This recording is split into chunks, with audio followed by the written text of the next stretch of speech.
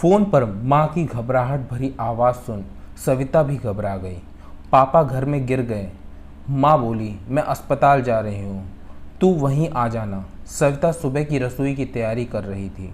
उसने अपनी बेटी राशि से कहा, तुम रसोई देख लेना, और अपने पति आकाश को साथ चलने को कहा। तो वो बोला, अरे यार, ये अपनी प्रॉब्लम्स तुम देखो, मैं रोज़ रोज़ छुट्टी तो नहीं ले सकता।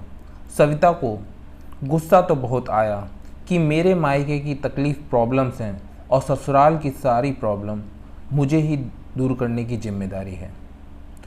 पर वो कुछ नहीं बोली क्योंकि उसे और दिमाग ख़राब नहीं करना था।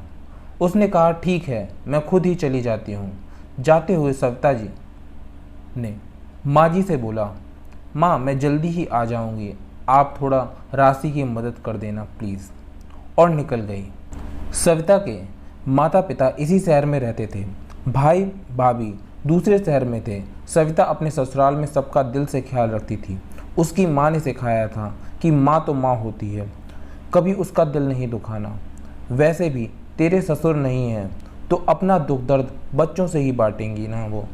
सविता भी इस बात का ध्यान रखती थी। पिछले 15 सालों में उसने कभी शिकायत का मौका नहीं दिया था, पर माँ जी ने आज तक एक मौका नहीं छोड़ा था उन्हें सुनाने का।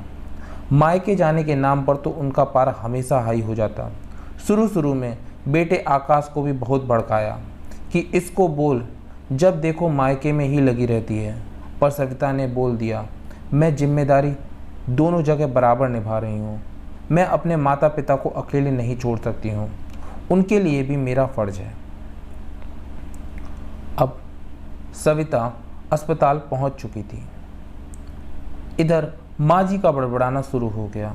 जरा सी बात पर फ़ोन आ जाता है। भाई तो दूसरे शहर में आराम से रह रहा है, इन्हें अपना घर छोड़कर दूसरे की जिम्मेदारी उठानी है। राशि सुन रही थी और वह सोच रही थी कि लड़की शादी के बाद इतनी पराई हो जाती है कि उसके माता पिता दूसरे हो जाते हैं, और अब माँ नाना नानी का ख्याल नहीं रखेगी तो कौन रखेगा। उसने दादी से कहा, दादी आप तो मम्मी की माँ भी नहीं हो, फिर भी माँ आपका माँ की तरह ख्याल रखती है। पापा तो नाना नानी के यहाँ कितना कम जाते हैं। सोचो, जैसे आप माँ को नानी से दूर करना चाहती हो, वैसे माँ आपको अपने बेटे से दूर करे तो कैसा लगेगा। जैसे शादी के बाद बेटे का हक रहता है माँ पर, तो बेटी का क्यों नहीं। माना अपने घर की जिम्मेदारी होती है, पर मायका भी तो बेटी का घर ही है। कल को मेरे साथ ऐसा हो तो माँ पापा की कौन मदद करेगा। हम भी तो 2 बहनें ही हैं। तब तक आकाश भी घर आ गया। उसकी बातें सुन उनकी आंखें खुल गईं। दादी भी बोली, सही कह रही है बिटिया, ये तो हमने सोचा ही नहीं था। माता पिता को भूलना इतना आसान है क्या। और कई बहू तो बेटों को माँ बाप से अलग भी कर देती हैं, पर जो निभा रही हैं हम उनसे खुश नहीं होते। उन्होंने राशि के सर पर हाथ फेरा और आकाश से कहा, जा बेटा हॉस्पिटल में मदद कर, और बहू से बोलना अगर दिक्कत हो तो 1-2 दिन रुक जाए, यहाँ हम हैं। आकाश ने हाँ में सर हिलाया।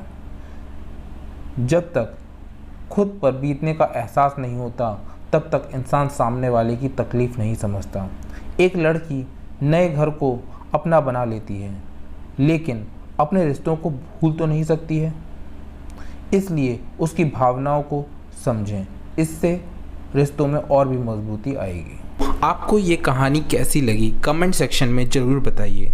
अगर कहानी अच्छी लगी हो तो वीडियो को लाइक और शेयर कीजिए, और ऐसी ही कहानियाँ और पाने के लिए चैनल को सब्सक्राइब कीजिए, और बेल आइकन को दबा के ऑल पर सेट करना मत भूलिएगा। तो फिर मिलते हैं नेक्स्ट वीडियो में। Till then take care and keep smiling.